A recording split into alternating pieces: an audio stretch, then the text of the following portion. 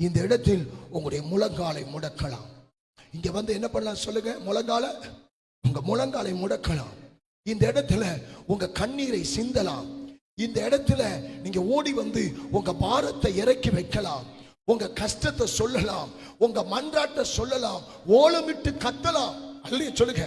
எப்ப எல்லாம் உங்களுக்கு டைம் இருக்கும். கதவு போட்ட மாட்டோம், சும்மா சாத்தி இருக்கும். எப்ப எல்லாம் உங்களுக்கு டைம் இருக்கும், எப்பெல்லாம் நேரம் இருக்கும், வந்து மன்றாடி ஓலமிட்டு உப்பாரி வைத்து தேவ சமூகத்தில் உங்க கண்ணீரை ஊற்றி உங்க பாரத்தை இறக்கி வைக்கலாம். ஏனென்றால் இது கர்த்தருடைய ஆலயத்திலே பலி செலுத்தப்படுகிற இடம், ஆண்டவர் தெரிந்து கொண்ட இடம். அல்லையே சொல்லுங்க.